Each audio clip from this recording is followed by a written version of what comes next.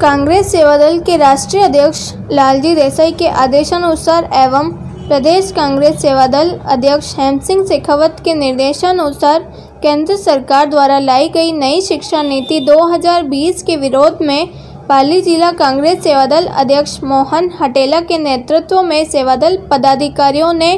नई शिक्षा नीति के विरोध में शनिवार को अध्यादेश की कॉपी जलाकर विरोध जताया एवं महामहिम राष्ट्रपति के नाम जिला कलेक्टर को ज्ञापन दिया। इससे पूर्व सभी ने देश के द्वितीय राष्ट्रपति भारत रत्न स्वश्री सर्वपल्ली राधाकृष्ण की जयंती पर उनकी तस्वीर पर पुष्प अर्पित कर श्रद्धांजलि दी। विधानसभा चुनाव प्रत्याशी महावीर सिंह सुकरलाई ने कहा कि केंद्र सरकार को सदन में चर्चा करते हुए सभी के सुझावों पर अमल करते हुए शिक्षा नीति लागू करनी चाहिए तथा केंद्र सरकार 6 से 14 वर्ष की आयु के बच्चों की निःशुल्क शिक्षा के मौलिक अधिकारों का हनन कर रही है, अपने दायित्वों से पल्ला झाड़कर बाजारीकरण का मार्ग प्रशस्त कर रही है।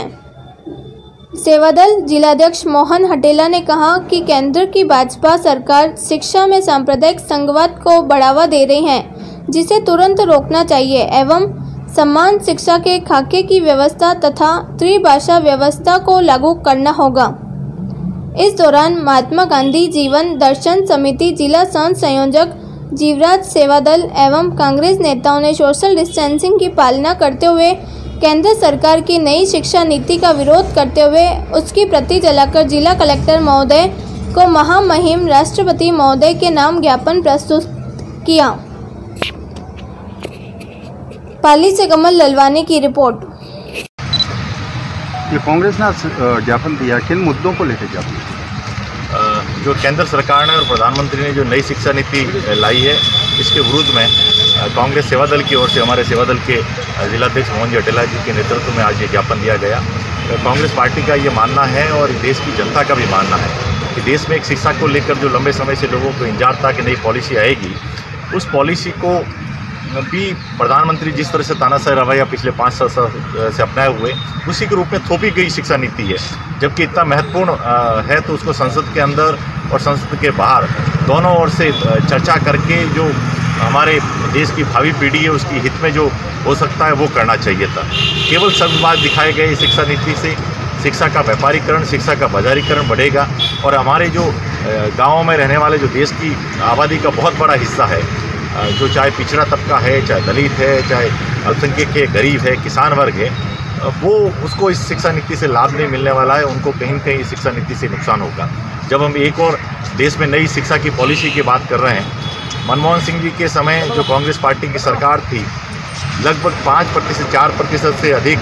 खर्च शिक्षा पे हमारे बजट का किया जाता था। अब उसको घटा के वर्तमान के अंदर 3% हो रहा है। कोरोना के इस महासंकट काल के अंदर उसमें भी कटौती की जा रही है। और आप आज देख रहे हो कि पिछले 4 महीनों से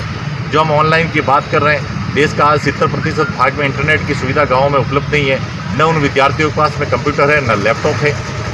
हमारे यहाँ पे पूरे देश के अंदर 10 लाख शिक्षकों के पद खाली है। तो ये जो शिक्षा नीति जो बनाई है वो व्यवहारिक नहीं है, तर्कसंगत नहीं है, सिद्धांतों और मूल्यों पे आधारित नहीं है और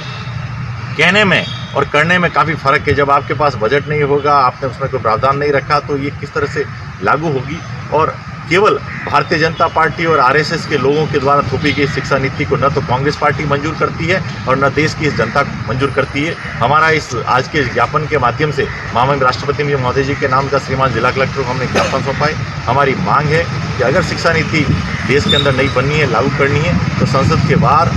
और संसद के अंदर उसकी चर्चा हो, लोकसभा और राज्यसभा के अंदर चर्चा हो, सभी राज्यों से उसका सुझाव लिया जाए, शिक्षाविदों से सुझाव लिया जाए और समान भाव रखते हुए